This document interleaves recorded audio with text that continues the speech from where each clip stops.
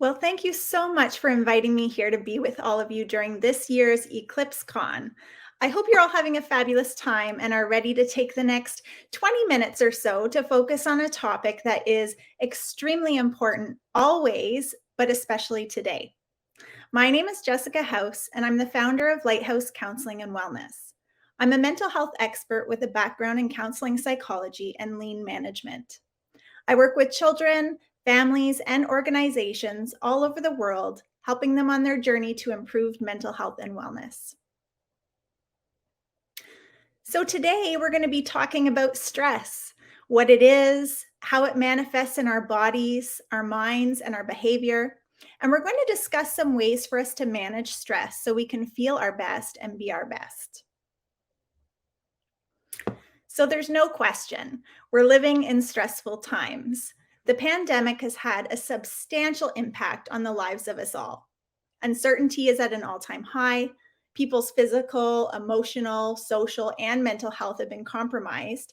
And we've been isolated from people when we've needed connection more than ever. In some cases, the ways in which we cope with stress have been difficult, if not impossible, to access, with gyms, restaurants, and other places closing. Overnight, our personal lives were blended with our work lives, and we were forced to juggle all the responsibilities without access to support. We've been forced into learning new ways of working, all while maintaining the same level of performance expected of us yesterday. It's really no surprise that we're seeing stress levels at their highest and mental health issues exacerbating. So, what exactly is stress? How is it defined? First off, stress is a really normal part of being human. It's a feeling we experience when there's a demand placed on us, causing strain or tension. We can have physical stress, such as the stress you feel when you're running up a hill, for example. You can have mental stress, which might be carrying a lot of different expectations on your shoulders, perhaps not feeling overly confident that you can accomplish all things. And you can experience emotional stress, which may be the feelings you get when you lose somebody that you love. What's stressful for one person is not necessarily going to stress somebody else. So it is a subjective experience that's based on how someone perceives and experiences their world. A common misconception is that all stress is bad. The word stress can evoke feelings of anxiety and tension. And often, when people think of stress, they think of the negative connotations and how it's bad for the body and brain. And although some stress is harmful, as human beings, we actually need stress to survive. And when we have the right kind of stress, we can find ourselves having better focus and better performance. So, the more we experience small, tolerable doses of positive stress, the more confidence we gain to tackle new challenges, and our tolerance for stress grows. Positive stress is typically short in duration. The longer that our body has to endure stress, the more likely it will have harmful effects. So it takes roughly on average 2 weeks before acute stress turns into chronic or toxic stress. Toxic stress takes a toll on our internal systems. It impacts our ability to think clearly, to make decisions, and to feel our best. So let's take a quick look at what happens when we experience stress in our life. We have a system inside us that's called the stress response. So the stress response really it allows the body to react quickly, and its primary intention is to keep us safe. As a species, we're all alive today because our brains were designed to keep us safe. So, for instance, when there was a saber-toothed tiger in front of us all those millions of years ago, our stress response would trigger alarm bells to go off, which would quickly activate our fight or flight response, which essentially means that we'd either fight the tiger or run for dear life. So our brain has had so much practice and repetition over the millions of years, sounding the alarm bells to keep us safe, so that now our system actually may go off even when there's no real risk of threat or harm, only the perception of risk. So, for example, Let's say you're trying to get your kids dressed and out the door for school, and they're late and they're taking their time, and you're late for an important meeting that you have to get to. As the time goes on, the alarm centers in your brain start to go off, which is triggering the release of stress hormones. So, hormones like adrenaline and cortisol, which then impact your heart. So, your heart starts racing, your breath quickens, and your muscles get ready for action. This response was designed to protect your body in an emergency. So, by preparing you to react really quickly. But if once you've brought your kids to school, you've made it to that meeting on time, and your stress response continues to fire, it starts to draw on limited resources in your body. And this is called the resistance phase. So if one stressful event, like in the morning, then leads to another stressful event at work, which leads to another and another, you'll find yourself staying in that activated state for days. That's when it can put your health at serious risk. So this stage is called exhaustion. And it's really just that. Your body's been working on overdrive and it starts to shut down. So let's take a look at a few examples of the toll stress takes on your health. So, under stress, your liver, for example, your liver will produce extra blood sugar, so glucose, to give you a boost of energy. If you're under chronic stress, your body may not be able to keep up with this extra glucose surge. So, chronic stress actually increases your risk of developing type 2 diabetes. The rush of hormones, rapid breathing, and increased heart rate can also upset your digestive system. You're more likely to have heartburn or acid reflux thanks to that increase in stomach acid. Stress can also affect the way that food moves throughout your body, so it can lead to things like diarrhea or constipation. You might also experience stomach aches or nausea and vomiting. Another reaction is your muscles tense up, and that's to protect themselves from injury when they're stressed. But if they're under constant stress and they don't relax, it can lead to body aches and pains. So maybe backache or shoulder pain.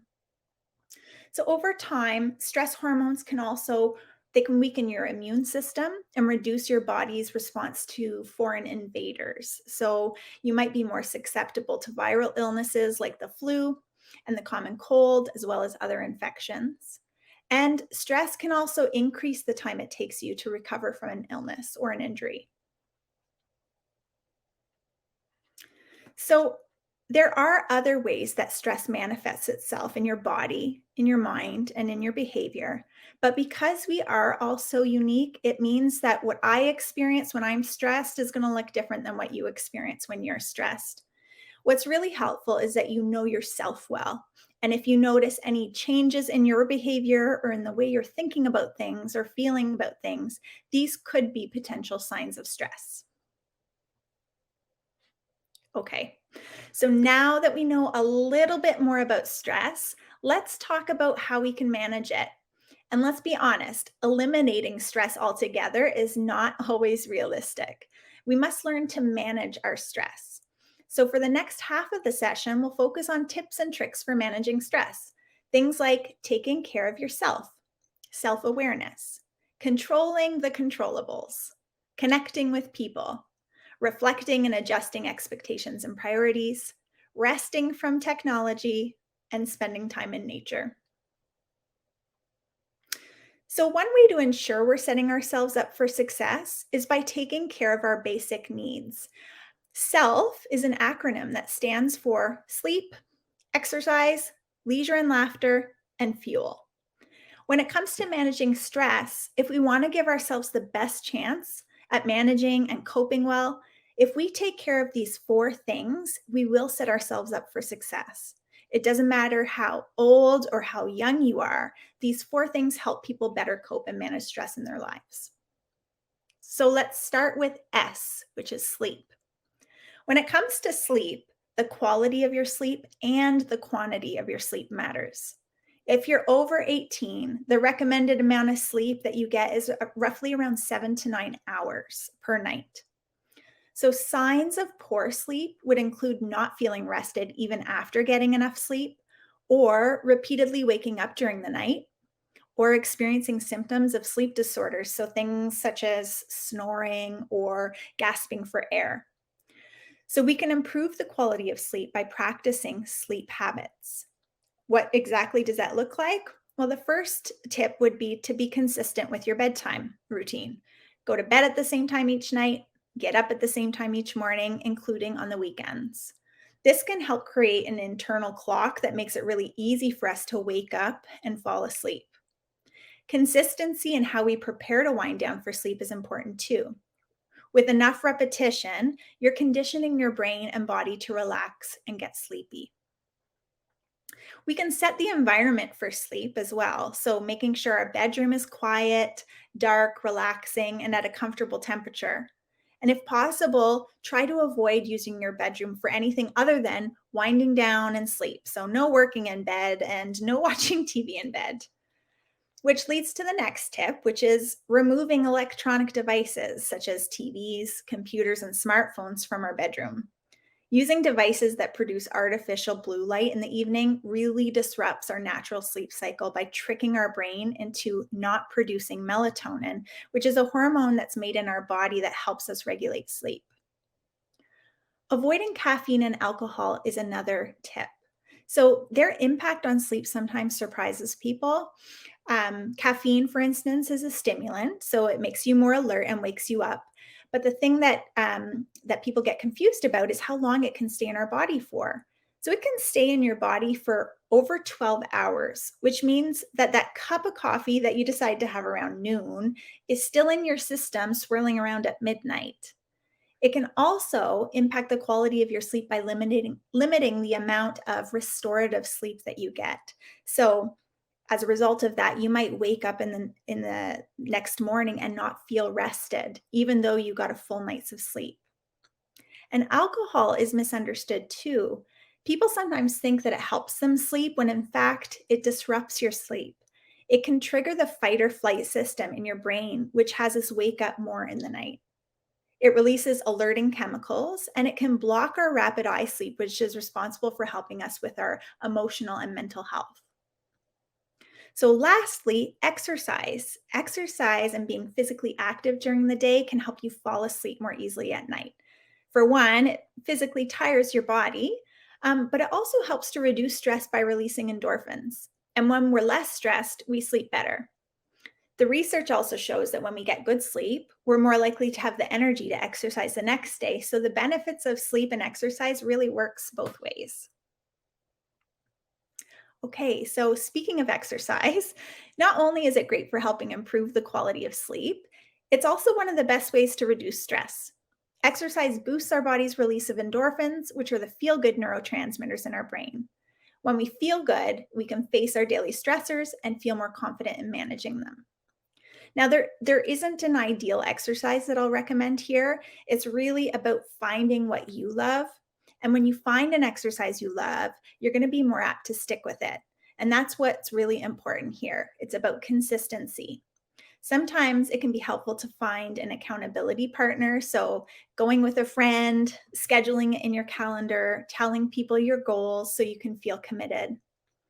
Although the recommended amount is about 150 minutes of moderate activity a week.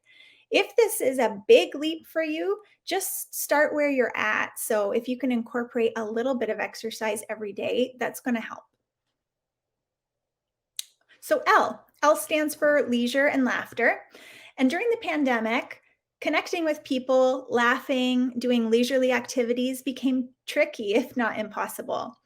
And the stress of the pandemic is when we need leisure and laughter the most. It's just so important that we find ways of incorporating this into our life. When we do things that we enjoy and we spend time laughing, our mental health improves and we're better able to manage the stressors in our life. You don't need to carve out hours upon hours for this. You want to, again, start where you're at and build from there. If you don't do anything right now that's just for you, that you enjoy, that fills you up and leaves you feeling better than you did before, then start with something super small, like even 5 minutes of an activity that you enjoy every day. And if you're unsure about how you can incorporate laughter into your life, you could start by even watching a funny show or a movie, listening to a funny podcast, Get silly and playful with your kids, or seek out funny friends, funny people in your life. The effort that you put into this is going to help mitigate the stress that you're facing. And finally, F stands for fuel. So, fuel refers to healthy nutrition and hydration. So, nutrition and hydration directly impact our body's ability to manage stressors in our life. The human body is roughly made up of 70 to 80% water. So, when we aren't hydrated properly, our body and brain can't function properly, which causes stress. So, even mild dehydration causes cortisol levels in the body to increase, which triggers the stress response. And another important thing to know is that when you're stressed, our body's actually working that much harder. So, it's likely that we're going to need more water than we typically would. There are also lots and lots of studies that show the link between the food we eat and how we manage stress. So, there are certain foods that actually help to relieve stress, which means eating a healthy, balanced diet is really important. There are foods such as salmon or citrus fruit, oatmeal, flaxseed. These foods are linked to reducing stress. And there are also foods that leave us feeling poorly and actually can contribute to our stress because it impacts our mood and our energy levels. So, what I'd recommend is seeing a nutritionist because what they can do is customize and individualize a plan that works for you and addresses any of the concerns that you have. Okay, so now that we understand the acronym SELF, let's talk about our next tip, self awareness. So, to manage our stress, we need to be aware of our stress, where it comes from, how it shows up for us in our thoughts, our feelings, and our actions. And sometimes it can be hard for people to identify their triggers. If that's the case, perhaps it's easier to identify how you feel or to notice when you're behaving in ways that aren't typical for you. If that's the case, these really are your clues. So start with what's easy for you to identify and work your way backwards until you can identify the cause of the stress. A stress journal can be a very useful tool. So by recording, you have the ability to look back and identify any patterns. And when we identify patterns, it helps us decide what changes we need to make in our life. So you may notice patterns in the way you're thinking about situations, for example. So sometimes people develop these thinking patterns that are unhelpful and create more stress for us. If this is the case, there are ways you can challenge your unhelpful thoughts and replace them with thoughts that are more realistic. Perhaps in your reflection, you notice that you often experience muscle soreness in your neck and shoulders when you're stressed. This awareness might lead you to focus on incorporating daily stretching or progressive muscle relaxation or yoga in your life. So the habit of tracking helps you identify what you need to do to make positive changes. Another tip is to look at your list of stressors and identify what, if anything, is within your control or power to influence and change. We can experience stress when we feel like we don't have control over the outcomes of situations. And this has been huge during the pandemic. A lot of what has happened to us has been completely outside of our control. It's really, really helpful to look at what we can still control. So, can we reprioritize? Can we make tiny shifts in our day? Can we add maybe 5 minutes to something that's helpful in our life and remove 5 minutes of something that's not serving us? Sometimes when we're stressed, though, it can be hard to see that we can make small changes that would make a difference. And so, if you're finding that you're overwhelmed by your list of stressors and you can't seem to find any place where you can make a small change, try asking someone else for their advice. Sometimes others can see opportunity that we can't see because we're just too far in the weeds. Human connection. So, this is huge. As human beings, we are wired for connection. We're born into this world fully dependent on the connection that we have to other humans. As a species, we wouldn't have survived if it weren't for the connection that we had with others. So, when we're stuck or we find ourselves having a difficult time making a decision, it's through relationship and connection with others that we actually find meaning and clarity. There have been many, many studies that show the benefits of human connection and specifically how it improves well-being. There was a study from Harvard. They followed people for over 80 years and found that the people with stronger social connections were the healthiest and happiest. We know that positive human connections can lower perceived stress as well as levels of stress hormones. Therefore, connecting with the right people can improve our mood and can help us feel safe during stressful times and reduce the stress that we're feeling. We also know that loneliness is on a rise. And during the pandemic, we were forced to stay away from people, leaving us feeling isolated and alone. So there's research coming out that's showing that people who feel lonely over time also start to lose trust in others, which really then creates a vicious cycle of loneliness and social isolation, which then makes it all the more important to do what we can to keep our relationships together and strong. Oh, sorry. So, for us to feel good, expectations need to be clear and realistic. When expectations are unclear, or when we don't have the skill to meet the expectation, we experience stress. And if you think about it, given the amount of change we've all experienced and continue to experience today and in our future, it's really important for us to reevaluate those expectations we have. What is expected of us today now? Do the expectations need to change? Is it time to let go of old expectations and perhaps introduce new ones that make more sense given our current climate? Do I still have the competencies to feel confident in what I'm expected to do? I don't know how many times it's happened to you, but for me, I can have many experiences of going in to meet with my boss thinking that I've understood the expectation, only to walk away and come back a short while later to learn that I did not have the same understanding of what was expected. And so, if you have experienced that, how did that leave you feeling? It's not good. It leaves you feeling stressed. It's very easy, though, right now for expectations to be fuzzy. Things are changing rapidly. And so, in some cases, expectations that we used to have no longer work. And if you're unclear at all, it's always good to ask.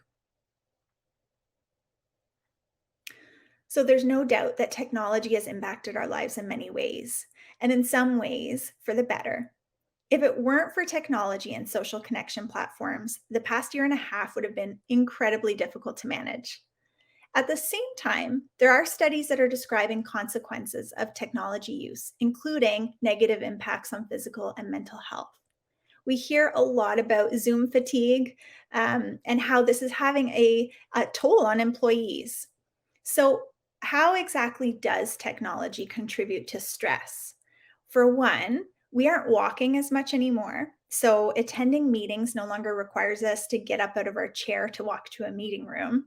We can now stay in our office chair for hours upon hours and attend all of the meetings in the world. We haven't walked a foot. Secondly, the cognitive demand is much higher being on video than it is in person. So there's research that's coming out of Stanford that's showing that humans have taken something that's very natural in the world, like in-person conversations, and it's transformed it into something that requires a lot of thought. For instance, we're checking to make sure our image is, within the square, that the lighting is good. We're checking to make sure we're either on or off mute. If we want to show someone that we agree with them, we have to make what used to be demonstrated in nonverbals a whole lot more obvious.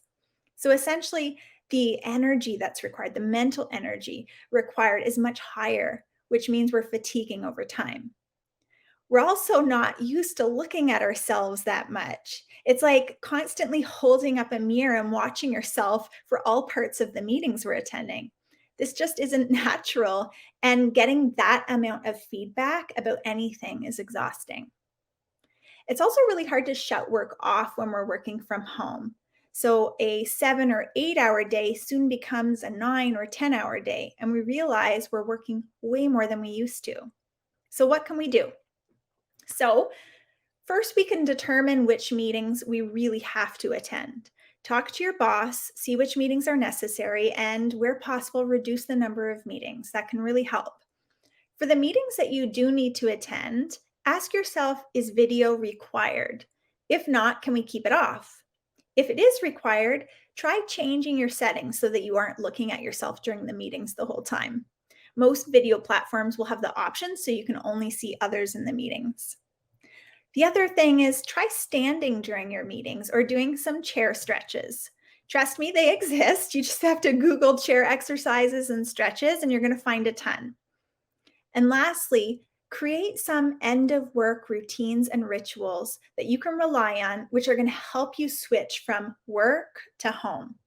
We used to, and maybe some of you do still, but we used to have that commute to and from work or to and from the office that would help us with this transition. But if you don't have that anymore, we need to replace it with another routine that allows us to comfortably turn off work and cozy into our home routine. And lastly, spend time in nature. There have been countless studies that have proven that nature has a positive effect on your mental health. What you hear and see and experience in nature directly improves your mood. There's a strong correlation between time outside in nature and reduced negative emotions and stress. So, studies are showing that time in nature reduces our muscle tension and blood pressure and decreases the amount of cortisol that's produced. Nature also boosts endorphin levels and dopamine production, which promotes feelings of happiness. So it doesn't take a lot of time to notice the positive impacts of being outside in nature. Roughly spending 10 minutes a day can be beneficial.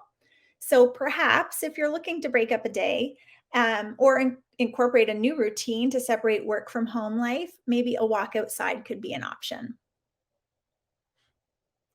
All right. So, to wrap things up, all the tips we've reviewed can help by either removing or reducing stressors, by changing the way we're thinking about our stressors, by lowering the impact that stress is having on us, and by equipping us with ways we can cope.